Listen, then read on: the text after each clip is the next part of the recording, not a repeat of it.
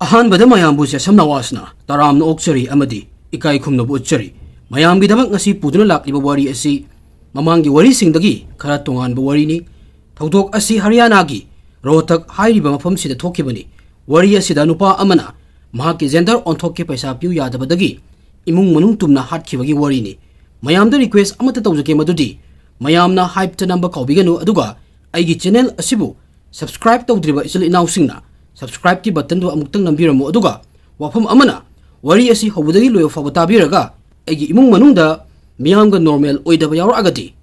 ꯑꯩꯈꯣꯏꯅ ꯀꯔꯤ ꯄꯥꯏꯈꯠꯐꯝ ꯊꯣꯛꯏ? ꯋꯥꯔꯤ ꯑꯁꯤꯗ ꯖꯦꯟꯗꯔ ꯑꯣꯟꯊꯣꯛꯀꯦ ꯍꯥꯏꯔꯤꯕ ꯅꯨꯄꯥ ꯑꯁꯤꯗ ꯏꯃꯨꯡ ꯃꯅꯨꯡꯒꯤ ꯃꯤꯅ ꯇꯧꯕꯤꯈꯤꯕ ꯇ꯭ꯔꯤꯠ ꯑꯁꯤ ꯖꯁꯇꯤꯐꯥꯏ ꯑꯣꯏ ꯈꯟꯕ꯭ꯔꯥ? ꯑꯣꯏꯗ꯭ꯔꯒꯅ ꯀꯩ ꯇꯧꯐꯝ ꯊꯣꯛꯏ? ꯃꯤꯌꯥꯝꯒꯤ ꯃꯃꯜ ꯌꯥꯝꯂꯕ ꯋꯥꯈꯜꯂꯣꯟ ꯊꯝꯕꯤꯔꯝꯃꯨ, ꯑꯗꯨꯒ ꯚꯤꯗꯤꯑꯣꯁꯤꯗꯒꯤ ꯀꯔꯤ ꯇꯝꯖꯅꯤꯡꯉꯥꯏ ꯑꯣꯏ ꯍꯥꯏꯕꯗꯨꯁꯨ ꯇꯥꯛꯄꯤꯔꯝꯃꯨ꯫ ꯍꯧꯖꯤꯛꯇꯤ ꯋꯥꯔꯤ ꯑꯁꯤ ꯑꯃꯨꯛ ꯈꯪꯃꯤꯟꯅꯔꯁꯤ꯫ 2021ꯒꯤ ꯑꯥꯒꯁꯠ ꯊꯥ ꯃꯅꯨꯡꯁꯤꯗ ꯑꯚꯤꯁꯦꯛ ꯃꯥꯂꯤꯛ ꯀꯧꯕ ꯅꯨꯄꯥ ꯑꯃ ꯅꯨꯡꯊꯤꯟꯒꯤ ꯄꯨꯡ 2 ꯇꯥꯔꯛꯄ ꯁ꯭ꯋꯥꯏꯗ ꯃꯈꯣꯏꯒꯤ ꯌꯨꯝ ꯃꯅꯨꯡꯁꯤꯗ ꯆꯪꯂꯛꯂꯝꯃꯤ꯫ ꯌꯨꯝ ꯃꯅꯨꯡꯗ ꯍꯦꯛ ꯆꯪꯕꯒ ꯌꯥꯝꯅ ꯑꯍꯧꯕ ꯈꯣꯟꯖꯦꯜꯗ ꯀꯟꯅ ꯂꯥꯎꯔꯛꯂꯝꯃꯤ, ꯃꯔꯝꯗꯤ ꯌꯨꯝꯒꯤ ꯋꯥꯜ, ꯐ꯭ꯂꯣꯔ ꯑꯃꯗꯤ ꯏꯃꯨꯡꯗꯨꯗ ꯂꯩꯔꯤꯕ ꯐꯤꯔꯣꯜ ꯐꯥꯎꯕ ꯏꯇꯅ ꯄꯨꯡꯉꯥꯡ ꯉꯥꯡꯂꯝꯃꯤ꯫ ꯃꯍꯥꯛꯀꯤ ꯏꯃꯨꯡꯒꯤ ꯃꯤꯑꯣꯏ ꯈꯨꯗꯤꯡꯃꯛ ꯂꯣꯏꯅ ꯁꯤꯔꯒ ꯂꯩꯔꯝꯃꯤ꯫ ꯊꯧꯗꯣꯛ ꯑꯁꯤꯒꯤ ꯑꯁꯦꯡꯕ ꯋꯥꯔꯤ ꯃꯤꯌꯥꯝ ꯃꯥꯡꯗ ꯊꯣꯔꯛꯂꯝꯃꯤ꯫ ꯊꯧꯗꯣꯛ ꯑꯁꯤ ꯀꯅꯥꯅ ꯀꯔꯤꯒꯤꯗꯃꯛ ꯇꯧꯈꯤꯕ ꯈꯪꯂꯛꯄꯗ ꯑꯀꯣꯏꯕꯗ ꯂꯩꯕ ꯃꯤꯑꯣꯏꯁꯤꯡꯇ ꯅꯠꯇꯅ ꯄꯨꯂꯤꯁ ꯐꯥꯎꯕ ꯇꯧꯐꯝ ꯈꯪꯂꯝꯗꯦ꯫ ꯊꯣꯛꯈ꯭ꯔꯤꯕ ꯊꯧꯗꯣꯛ ꯑꯁꯤ ꯈꯪꯂꯕ ꯃꯇꯨꯡ ꯃꯤꯌꯥꯝꯅ ꯁꯨꯃꯥꯏꯅꯁꯨ ꯇꯧꯕ ꯌꯥꯕ ꯑꯣꯏꯔꯦ ꯍꯥꯏꯕꯁꯦ ꯀꯅꯥꯃꯠꯇꯅ ꯊꯥꯖꯕ ꯉꯝꯂꯝꯗꯦ꯫ ꯃꯔꯝ ꯑꯁꯤꯅ ꯊꯧꯗꯣꯛ ꯑꯁꯤꯒꯤ ꯋꯥꯔꯤꯁꯤ ꯏꯃꯨꯡ ꯈꯨꯗꯤꯡꯃꯛꯅ ꯈꯪꯕꯗ ꯇꯉꯥꯏꯐꯗꯕ꯭ꯔꯥ ꯍꯥꯏꯅ ꯋꯥꯔꯤ ꯂꯤꯖꯔꯤꯕ ꯑꯩꯅ ꯈꯟꯖꯩ꯫ ꯀꯩꯒꯤꯅꯣ ꯍꯥꯏꯔꯒꯗꯤ ꯑꯚꯤꯁꯦꯛ ꯃꯥꯂꯤꯛꯀꯤ ꯏꯃꯨꯡꯅꯁꯨ ꯁꯤꯒꯨꯝꯕ ꯊꯧꯗꯣꯛ ꯑꯃ ꯉꯁꯤꯒꯤ ꯇꯥꯏꯕꯪꯄꯥꯟꯁꯤꯗ ꯊꯣꯛꯄ ꯌꯥꯏ ꯍꯥꯏꯕꯁꯤ ꯃꯈꯣꯏꯅ ꯃꯪꯗ ꯐꯥꯎꯕ ꯃꯪꯂꯨꯗꯦ꯫ ꯀꯩꯒꯨꯝꯕ ꯃꯈꯣꯏꯅ ꯈꯪꯂꯝꯕ ꯇꯥꯔꯕꯗꯤ ꯉꯁꯤ ꯃꯌꯥꯝꯗ ꯃꯈꯣꯏꯒꯤ ꯋꯥꯔꯤ ꯂꯤꯔꯒ ꯇꯥꯍꯜꯂꯝꯗꯕꯁꯨ ꯌꯥꯏ꯫ ꯊꯧꯗꯣꯛ ꯑꯁꯤ ꯔꯣꯍꯇꯛꯀꯤ ꯕꯤꯖꯦꯅꯒꯔ ꯍꯥꯏꯔꯤꯕ ꯃꯐꯝꯁꯤꯗ ꯊꯣꯛꯈꯤꯕꯅꯤ꯫ ꯃꯐꯝꯁꯤꯗ ꯄ꯭ꯔꯗꯤꯞ ꯃꯥꯂꯤꯛ ꯀꯧꯕ ꯄ꯭ꯔꯣꯄꯔꯇꯤ ꯗꯤꯂꯔ ꯑꯃ ꯃꯍꯥꯛꯀꯤ ꯏꯃꯨꯡ ꯃꯅꯨꯡꯒ ꯄꯨꯟꯅ ꯂꯩꯔꯝꯃꯤ꯫ ꯃꯍꯥꯛꯀꯤ ꯏꯃꯨꯡꯗ ꯃꯥꯒꯤ ꯂꯣꯏꯅꯕꯤ ꯕꯕꯂꯤ ꯗꯦꯕꯤ ꯑꯃꯗꯤ ꯃꯆꯥ 2ꯅꯤ꯫ ꯃꯆꯥꯅꯨꯄꯥ ꯑꯚꯤꯁꯦꯛ ꯃꯥꯂꯤꯛ ꯆꯍꯤ 10, ꯃꯆꯥꯅꯨꯄꯤ ꯅꯦꯍꯥ ꯃꯥꯂꯤꯛ ꯆꯍꯤ 19, ꯑꯃꯗꯤ ꯃꯣꯏꯒꯤ ꯃꯗꯧꯁꯨ ꯄꯨꯟꯅ ꯂꯩꯔꯝꯃꯤ꯫ ꯑꯚꯤꯁꯦꯛ ꯃꯥꯂꯤꯛ ꯔꯣꯍꯇꯛꯇꯒꯤ ꯀ꯭ꯂꯥꯁ 12 ꯇꯝꯕ ꯂꯣꯏꯔꯒ ꯗꯦꯜꯂꯤꯗ ꯂꯥꯛꯂꯝꯃꯤ꯫ ꯃꯐꯝꯁꯤꯗ ꯑꯚꯤꯁꯦꯛ ꯃꯥꯂꯤꯛ ꯑꯦꯌꯔꯂꯥꯏꯟꯁꯀꯤ ꯀꯦꯕꯤꯟ ꯀ꯭ꯔꯤꯌꯨ ꯑꯣꯏꯅꯕꯒꯤ ꯀꯣꯔꯁ ꯑꯃ ꯇꯝꯂꯝꯃꯤ꯫ ꯀꯣꯔꯁ ꯑꯁꯤ ꯇꯝꯕ ꯂꯣꯏꯔꯒ ꯃꯍꯥꯛ ꯃꯌꯨꯝꯗ ꯍꯜꯂꯛꯂꯝꯃꯤ, ꯑꯗꯨꯒ ꯑꯚꯤꯁꯦꯛ ꯃꯥꯂꯤꯛ ꯃꯈꯥ ꯇꯥꯅ BComꯗ ꯃꯤꯡ ꯆꯜꯂꯒ ꯂꯥꯏꯔꯤꯛ ꯃꯈꯥ ꯇꯝꯊꯔꯝꯃꯤ꯫ ꯃꯆꯟꯅꯨꯄꯤ ꯅꯦꯍꯥꯁꯨ ꯂꯥꯏꯔꯤꯛ ꯇꯝꯃꯒ ꯂꯩꯔꯝꯃꯤ꯫ ꯄ꯭ꯔꯗꯤꯞ ꯃꯥꯂꯤꯛ ꯄ꯭ꯔꯣꯄꯔꯇꯤ ꯗꯤꯂꯔ ꯑꯣꯏꯕꯅ ꯄꯩꯁꯥꯒꯤ ꯑꯋꯥꯠꯄ ꯑꯃꯠꯇ ꯂꯩꯔꯝꯗꯦ꯫ ꯂꯟ ꯊꯨꯝ, ꯁꯅꯥ ꯂꯨꯄꯥ ꯑꯃꯗꯤ ꯄꯩꯁꯥ ꯌꯥꯝꯅ ꯂꯩꯔꯝꯃꯤ, ꯑꯗꯨꯒ ꯃꯍꯥꯛꯀꯤꯗꯤ ꯅꯥꯏꯇꯣꯝ ꯄꯣꯛꯆꯕꯅꯤ ꯑꯚꯤꯁꯦꯛ ꯃꯥꯂꯤꯛꯁꯤ꯫ ꯂꯟ ꯊꯨꯝ, ꯄꯩꯁꯥ ꯅꯨꯡꯁꯥ ꯌꯥꯝꯅ ꯄꯥꯏꯔꯁꯨ ꯃꯤꯅ ꯀꯂꯛꯅꯩ, ꯑꯋꯥꯐꯝꯗ ꯇꯥꯕ ꯌꯥꯕꯒꯤ ꯆꯥꯟꯁ ꯌꯥꯝꯅ ꯂꯩꯕꯅ ꯄ꯭ꯔꯗꯤꯞ ꯃꯥꯂꯤꯛꯅ ꯅꯣꯡꯃꯩ ꯄꯥꯏꯕ ꯕꯣꯗꯤꯒꯥꯔꯗꯁꯤꯡ ꯅꯦꯛꯂꯒ ꯊꯝꯃꯤ, ꯑꯗꯨꯒ ꯌꯨꯝꯗ ꯅꯣꯡꯃꯩ ꯈꯔꯁꯨ ꯊꯝꯃꯤ꯫ ꯃꯁꯤꯗꯁꯨ ꯅꯠꯇꯅ ꯌꯥꯝꯅ ꯁ꯭ꯄꯦꯁꯦꯜ ꯑꯣꯏꯕ ꯅꯣꯡꯃꯩ ꯑꯃꯁꯨ ꯂꯩꯔꯝꯃꯤ꯫ ꯅꯣꯡꯃꯩ ꯑꯁꯤ ꯀꯥꯞꯄ ꯍꯩꯅꯕ ꯏꯃꯨꯡꯁꯤꯗ ꯂꯩꯔꯤꯕ ꯃꯤꯑꯣꯏ ꯈꯨꯗꯤꯡꯃꯛꯇ ꯇꯥꯛꯄꯤꯔꯝꯃꯤ, ꯃꯔꯝꯗꯤ ꯑꯦꯅꯤ ꯈꯨꯗꯣꯡꯊꯤꯕ ꯊꯧꯗꯣꯛ ꯑꯃ ꯊꯣꯔꯛꯄꯗ ꯃꯁꯥꯅ ꯃꯁꯥꯕꯨ ꯉꯥꯛꯊꯣꯛꯅꯕ ꯑꯃꯗꯤ ꯀꯟꯖꯅꯕꯅꯤ꯫ ꯍꯧꯖꯤꯛ ꯐꯥꯎꯕꯒꯤꯗꯤ ꯏꯃꯨꯡ ꯑꯁꯤꯗ ꯈꯨꯗꯣꯡꯊꯤꯕ ꯀꯤꯅꯤꯡꯉꯥꯏ ꯑꯣꯏꯕ ꯊꯧꯗꯣꯛ ꯑꯃꯠꯇ ꯊꯣꯛꯂꯝꯗ꯭ꯔꯤ꯫ ꯏꯃꯨꯡꯁꯤꯒꯤ ꯃꯤꯑꯣꯏꯁꯤꯡ ꯌꯥꯝꯅ ꯅꯨꯡꯉꯥꯏꯅ ꯃꯥꯒꯤ ꯄꯨꯟꯁꯤ ꯍꯤꯡꯗꯨꯅ ꯂꯩꯔꯝꯃꯤ꯫ ꯑꯗꯨꯕꯨ ꯏꯈꯪ ꯈꯪꯍꯧꯗꯅ ꯑꯚꯤꯁꯦꯛ ꯃꯥꯂꯤꯛꯀꯤ ꯕꯤꯍꯦꯕꯤꯌꯔꯗ ꯑꯍꯣꯡꯕ ꯈꯔ ꯂꯥꯛꯂꯝꯃꯤ꯫ ꯃꯥꯒꯤ ꯂꯝꯆꯠ ꯁꯥꯖꯠꯇ ꯀꯌꯥꯃꯨꯛ ꯌꯥꯝꯅ ꯍꯣꯡꯂꯛꯑꯒꯦ ꯍꯥꯏꯕꯗ ꯏꯃꯨꯡ ꯃꯅꯨꯡ ꯃꯥꯒꯤ ꯃꯇꯧꯁꯤꯗ ꯑꯋꯥꯕ ꯍꯥꯏꯕꯗꯨ ꯑꯣꯏꯔꯝꯃꯤ꯫ ꯏꯃꯨꯡꯒꯤ ꯃꯤꯅ ꯑꯚꯤꯁꯦꯛꯁꯤꯕꯨ ꯀꯔꯤ ꯇꯧꯈ꯭ꯔꯕꯖꯥꯠꯅꯣ ꯍꯥꯏꯅ ꯈꯜꯂꯝꯃꯤ꯫ ꯁꯨꯃꯥꯏꯅ ꯇꯧꯔꯒ ꯂꯩꯔꯤꯀꯥꯟ ꯃꯔꯛꯁꯤꯗ ꯃꯆꯟꯅꯨꯄꯤ ꯅꯦꯍꯥꯅ ꯑꯚꯤꯁꯦꯛ ꯃꯥꯂꯤꯛꯅ ꯀꯩꯒꯨꯝꯕ ꯑꯃ ꯇꯧꯔꯒ ꯂꯩꯔꯤꯀꯥꯟꯗ ꯃꯍꯥꯛꯅ ꯊꯦꯡꯅꯔꯝꯃꯤ꯫ ꯃꯗꯨ ꯎꯕꯗ ꯅꯦꯍꯥꯗꯤ ꯃꯁꯥꯗꯣ ꯁꯣꯛ ꯆꯠꯂꯝꯃꯤ꯫ ꯃꯍꯥꯛꯀꯤ ꯃꯕꯨꯡ ꯁꯤꯒꯨꯝꯕ ꯊꯕꯛ ꯇꯧꯔꯝꯒꯅꯤ ꯍꯥꯏꯕꯗꯤ ꯃꯍꯥꯛꯅ ꯅꯣꯡꯃꯇꯁꯨ ꯈꯜꯂꯨꯗꯦ꯫ ꯅꯦꯍꯥꯅ ꯎꯈ꯭ꯔꯤꯕ ꯊꯧꯗꯣꯛ ꯑꯁꯤꯅ ꯉꯁꯤꯒꯤ ꯋꯥꯔꯤ ꯑꯁꯤꯒꯤ ꯍꯧꯔꯛꯐꯝ ꯑꯣꯏꯗꯧꯔꯤꯅꯤ, ꯑꯗꯨꯒ ꯋꯥꯔꯤ ꯑꯁꯤꯗ ꯊꯧꯗꯣꯛ ꯑꯗꯨꯒꯤ ꯑꯆꯧꯕ ꯔꯣꯜ ꯑꯃ ꯌꯥꯎꯔꯤ꯫ ꯃꯇꯝꯁꯨ ꯁꯨꯝ ꯍꯧꯈꯤꯔꯝꯃꯤ꯫ ꯍꯧꯖꯤꯛꯇꯤ ꯑꯆꯧꯕ ꯏꯟꯁꯤꯗꯦꯟ ꯑꯃ ꯊꯣꯛꯂꯝꯗꯥꯏꯒꯤ ꯃꯤꯀꯨꯞꯇꯨ ꯌꯧꯔꯛꯂꯝꯃꯤ꯫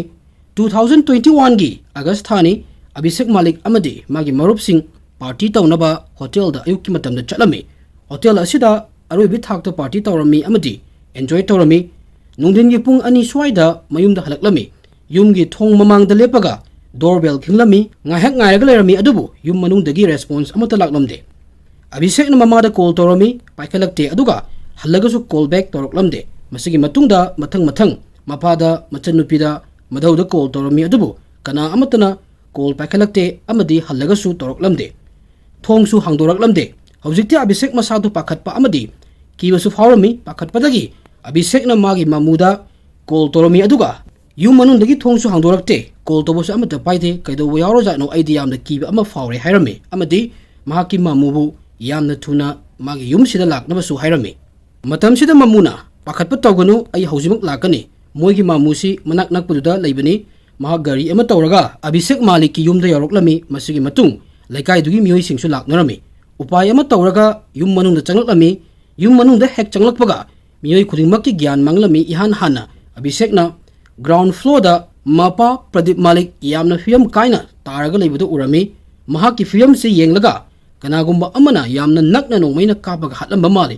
Abhishek Malik araiba thawna puthoktuna ahan floor da amuk karai machanupi ni hasu magi room da mapana shihoba fiam duda leirami amuk magi ka da changmadasu madhau amadi mama su chakmana fiam da leirami madhauna phamungda aduga mamana floor mathakta taraga leirami yumgi faklang amadi wall igi ingak tangairami Abhishek Malik ki imung ma khak natana atai di tumna halame maraksida police thodok thofam da yoroklami imung asigi fiam si uraga police shock chatlami adubu makoina yorakpada neha sor kitang kitang holaga leirambadagi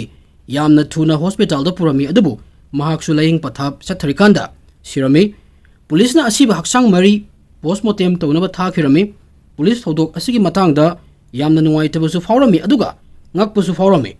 police ki wahangdi Pradeep Malik ki yeknaba leire aduga yeknaba sing aduna laman khumnaba Pradeep Malik ki imung tumna hatpala e khalasi aduga matau karamna machanupa Abhishek Malik pu halamdana thamamino Abhishek Malik yum masigi na tum pokso machani leiriba lantum sanalupa magi ngaktani Pradeep Malik ki imung loishanma pamladi Abhishek Malik su hatfam thui wahang asi police ki damak yamna maru oirami maramdi Pradeep Malik yauna lemhoriba mioi ahumgi misi uraga atopa mapangi mina hatpadi oigani khalamde imung asiga yamna naknaba mina hatpo oigani khalami maramdi kokta paliba nongmai maruse uraga yamna nakna kapani mapangi atopa mina hatpo oiradi nongmai maru usi arapadagi lakadabani haina police na khalame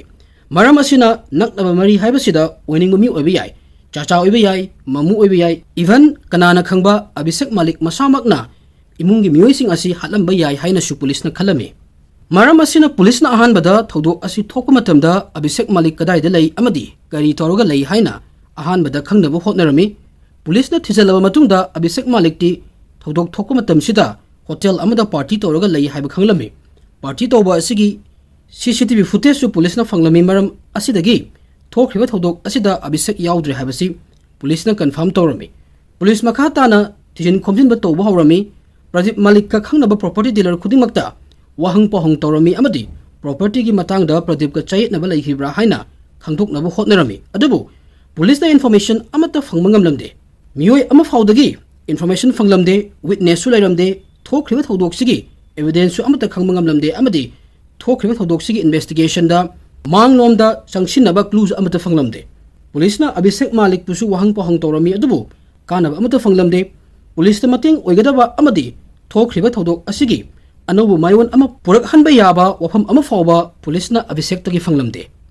adumoina mak police na Abhishek Malik pu wahang pohang torikan sida mahaki body language khara police na ubo phanglami masina case asigi langla langjin puthokpada achobo mating panglami police na khangmangamlami madudi Abhishek Malik yengbadadi nupa amani adubu mahakna tawthorakpa mawongdi nupi gi malami mahakna chatpagi mawong wangangbagi style masidagi hendoktuna magi attitude chi pura nupi gi mawongni police na Abhishek Malik pudi fazalaga thamamdi adubu thodok asigi investigation atopa angle amaromda oina mayol se honglami ahanbada police na yumlon kaironaba amadi Abhishek Malik ki marup mapang singdagi Abhishek Malik karamba nupano haibasi khangdoknaba hotnarami wahang pohang toro matungda police na khangmangamlami madudi Abhishek Malik yengbada nupa manjargasu mahak mission asi police ki damak yamna maru oirami yamna thuna police na Abhishek Malik ki phone fagalami aduga mahaki call details loinamak check torami call details check tobada Abhishek ki Kartik kauba boyfriend ama lei habase khangmangamlami police na thodok asi Kartik na torumgani habinati adabu mahakpu police na thiba hawrami nakal amaromdana police na Abhishek pu police station da puduna lai aduga khara ki han khangalaga wahang pohong toba hawrami interrogation gi matam sida thola iba chumbase mayam na taragadi yamna ngakani ngakpra ngaktabra check torasi mayam mamai thangda Abhishek na kari karma wafam haidorakibano mayam se khangnaba wari se amuk matam kharagi hangkatna pass ta chatlasi wari asi Abhishek na class 12 loiraga airlines company amagi cabin crew gi course tamikan matam gi oiduni course asigi same batch ta Kartik ko nupa amasu tambalak lami Kartik su nupada ngawa mi amani class amada punna taminaba behavior su manaba asida makoi ani yamna naksinaraklami ahanbada marup oirambadagi hojikti relationship ta laklami matamni sum haukhirami makoi gi course su tambal oikhirami hojikti makoi ani magi mayumda hanba tarami adubu makoi ani gi mari se yamna ka hena close oiman khibana amana amabu thadok naba ngamnaramde Abhishek paisa paiba imungi machani maram asina pocket money yamna fanglami maram asina yamna toina Abhishek Kartik bu unaba chatlami Abhishek ki gari amasu lairami gari asida Kartik ka long drive to chatlami atang bo hotel da chaba thakpa tawi amadi hotel da ahing lektana lemina basu yawi Abhishek na tawriba mayam si mayum gi mina khanglamde Abhishek na Kartik magi yamna lungna tinaba marupni hairaga magi mama mapa da introduce tawrami maram asina Abhishek ki imungi mina bin hena khanjilute masigi matung Kartik Abhishek ki yumda lakthok akshin tawba ahingumba lekpa yamna toina tawrami kayumba matamda week kaya amasu lairami haujuk phawbagi oina Abhishek ki imungna Kartik Abhishek ki luna tinaba marupni khanbana mahakna yum masida laibada kaisu problem laite khalami adubu Abhishek ki room manungda karamba lila sanari haibadi kanana su khangnude phiyam masi matam kuina sangna chatharaga lairami adubu tapna imungi mina Abhishek ki nature da ahongba lakpado makoina urami maki wangang bagi style chatpagi mawong amadi atopa kaya amada nupa malaktabado makoina urami masigi matungda machanupi ne hana Abhishek pu tumina yang salaga lairami nongmadi ni hana khangbangam lami madudi Abhishek amadi Kartik best friend nate girlfriend boyfriend ni haibasi pawasi ni hana mama mapada tamlami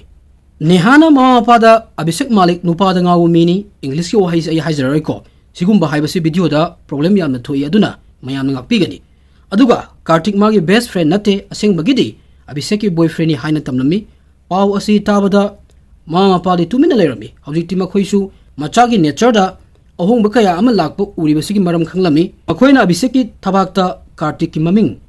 yekpadusu khanglami mayam asi khanglaba matungda hawjikti mama pana Abhishek Malik pu gyan tahana hotnarami masidagi hendoktuna wafam asigi matangda Abhishek pu amukti fazana furami thodo ase hek thokhraba matungdagi Abhishek ki wakhal amadi thamoida imung manungbu nungsidaba sauning ama fawa horoklami Abhishek na hawjik khalibasi by any means tawraga magi boyfriend Kartik ka luhongba aduga athapa mafam amada chatlaga magi oiba sangsar amada hinglubasini mayam asi tawnaba ahanbada Abhishek nupi ama oina onthokpa pamlami masi tawnaba lupa lak mga darkar oirami maram asina Abhishek imung manunggi manakta chatlaga mahakna khaliba pumnamak mama mapada pawdamlami mahakna hairami ai gender hongdokpa pami aduga Kartik ka luhongaga noi mayamdagi yam lap mesat khagani mayam se tawnaba ai lupa lak mga pami hairami wafam asi hektabada imung manungna adum yaramde ahanba akanba wahida nangna hairiba mayamdu kaisu tawba yaroi oithoi masigi matungdagidi Abhishek Malik mapanda thokpa chatpa loinamak thingjalami Kartik kasu thengnaba unaba loinamak thingjalami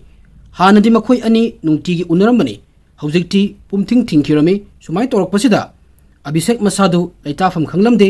laifam chafam khanglamde upai ama tawraga Kartik pu unaba pamlami hapta ama hena fazilaga thumlakpasida Abhishek laitafam khanglamde asomna sumadu mangai Kartik ki fiyamsu Abhishek amhani Abhishek mayumda famna plan toba horami hawjikti mahakna firep ama lawrami madudi by any means tawraga Kartik pu thengnaba aduga mahakal lohongba adubu mahakna khallibasi mangonda yatpinaba kanamata laitrakandata oithokani haibasi masu mahakna khanglammi plan asigi matung ina mahakna ahanbada mapana upuda thamba nongmai huranaba khallami masigi nongmai sini mapana imung sigi miyoi khudingmakpu kapa hen khibasi nongma imunggi miyoi sing loinamak tumikanda Abhishek na nongmai asi tumina lauthoklami aduga mathangi ayukta magi plan pangthoknaba firep lawrami ihan hanbada machanupi ni hagi manakta laklami aduga mapanda laiba mina tadanaba mapangi TV gi sound aroibi thakta laikhatlami Abhishek na ni hagi kada laklaba matung thong adu manungdagi lok torami machanupi na kaimta gyan tawa nangdringai Abhishek na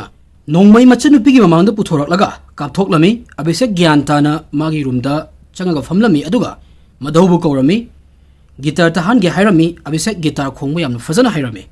madhausu Abhishek ki roomda laklami mahakna famungda hek famthage tawbaga Abhishek na madhaugi makokta nongmaina kapami masigi matung mamagi manakta laklami matamsida mama kitchen da chak yenjang thungaga leirami idhau aigi roomda laihobani hairami Abhishek ki mama chanaba chak yenjang puraga mathaki Abhishek ki roomda laklami adabu Abhishek su maningda innaraklami mamana room manu hek changbada manembok I marakta taraga laibudo ubada pakatpadagi maningomda laithoraaga Abhishekta kaigumba ama hainaba tawrami adubu hainingba wafam kangthokpa nangdrikanda Abhishekna yamna thuna mamabusu makokta nongmaina kapami hawjikti mapa khakta ngaire mapa makhada property dealer amaga wari watai tawduna leirami Abhishek yamna tapna makhongdu thangduna laklami aduga mapagi manakta tuminna famlami mapagi thawak thawram loiduna atopa mido chatkhra matungda tanja ngaiga leirakpa Abhishekna nongmai mapagi kokta thamaga mapabusu kapthoklami imung manunggi miyoi khudingmak halamnaba matungda yumgi main door lonchallamaga tuminna atopa side tagi magi boyfriend Kartik pu unaba chatlami matamsida Kartik hotel amada party tawraga leirami hotel yoro matungda Abhishek party asida full mood ta enjoy tawrami warigi ahanbada su pankhiba pulisna CCTV yengmada thodok asida Abhishek hotel asida party tawraga leibadagi thodok sigi matangda mahak yaromoi haina khalambani adubu asengbadi Abhishek na tawrlaba matungda party asida lakhibani party loiraba matungda mayumda nungdingi matamda halaklami aduga drama tawa horami kayuma kanda magi acting se henman khidana masa mathanta fawba kaigumba kanda thodok asi mana pangthoklamani habase thajaramoi sumaina tawdana pulisna Abhishek pu farami hauji court ki hearing toroga leiri maha karamba dandi fangani habadu hauji fawbagi oina de aini yengbada update amata lakte ka masini mayang masigi agi wari si mamangna so ina haijakhiba wari si targa mayamgi oiba mod phongdok piramu ngasigi de matang asida agi wari si losilage thank you everyone